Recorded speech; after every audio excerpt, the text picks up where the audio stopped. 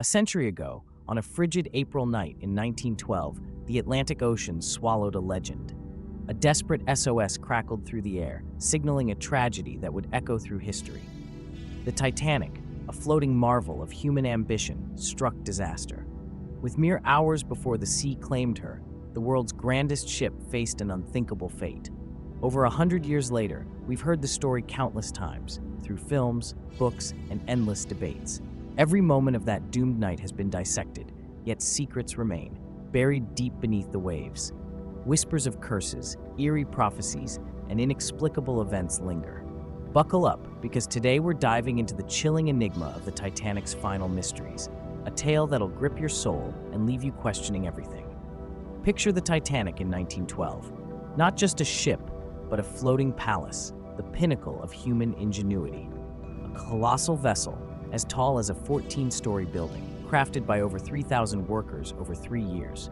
Costing $7.5 million, hundreds of millions today, it boasted 8 steel compartments, 4 towering smokestacks, and luxuries that rivaled Europe's finest estates. Crystal chandeliers, grand staircases, and first-class dining halls screamed opulence. They called it unsinkable, a triumph over nature itself.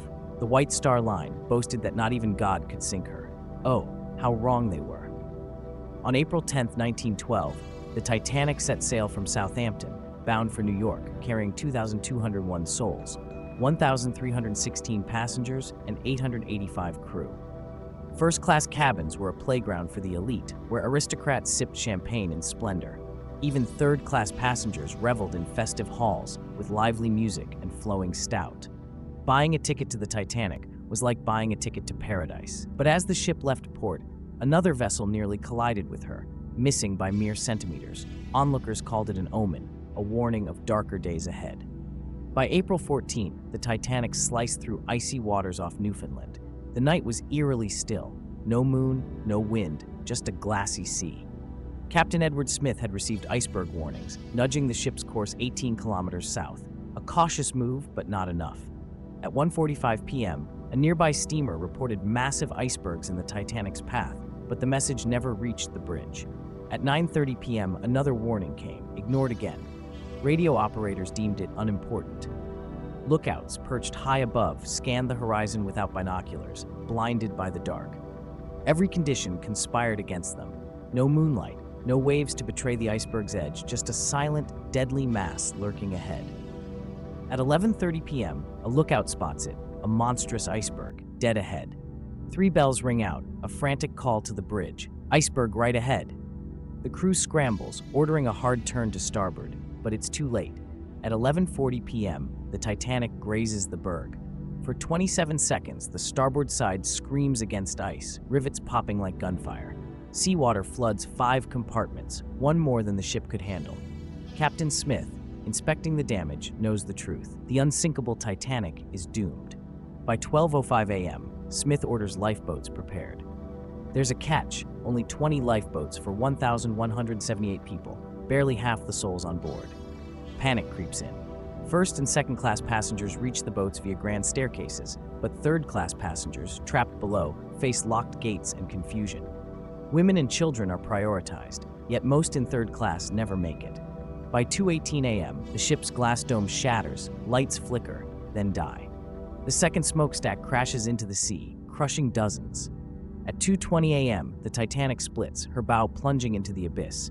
Over 1,500 lives are lost, leaving 705 survivors adrift in the freezing dark. The Titanic's sinking was a reckoning. Investigations pointed to hubris. The ship sailed too fast, ignoring warnings.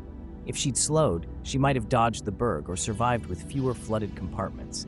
Some whisper of cover-ups to protect White Star Line's reputation, but the facts are grim enough.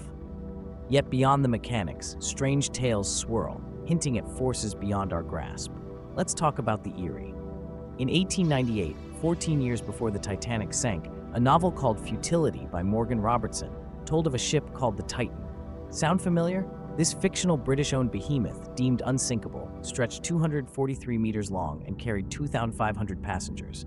On an April night, it struck an iceberg at 46 kilometers per hour, 740 kilometers off Newfoundland, sinking with too few lifeboats. The Titanic, 286 meters long, hit an iceberg at 41 kilometers per hour in nearly the same spot with 2,201 aboard. Coincidence? Some call Robertson a prophet, others say he knew the sea's dangers too well, but the parallels chill the spine. Then there's the curse. Aboard the Titanic was a mummy, an ancient Egyptian priestess from the fourth time encased in a stone sarcophagus. Unearthed around 1900, it bore an inscription: "Whoever disturbs this tomb will meet calamity and be swallowed by the sea." Scoffed at as a scare tactic, the mummy was shipped to England and then sold to an American collector. Misfortune followed. The buyer's family suffered a car crash, their home burned inexplicably. The mummy passed to a museum where excavators tied to it died mysteriously. A famed European mystic tried to exorcise it, declaring it brimmed with malevolent energy, untouchable by rituals. By 1912, no museum would take it, so it boarded the Titanic, bound for America. When the ship sank, so did the mummy, lost to the deep. Did its curse drag the Titanic down? At Real World Channel, we've tackled wild claims before, tales of ancient miracles or strange phenomena. Some we've questioned as more myth than fact. This mummy's curse?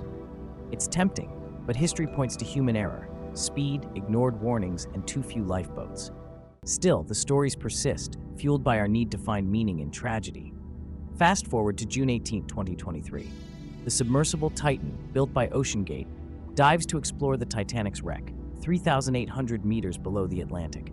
Carrying 5 souls, including a billionaire and OceanGate's founder, it vanishes less than 2 hours in.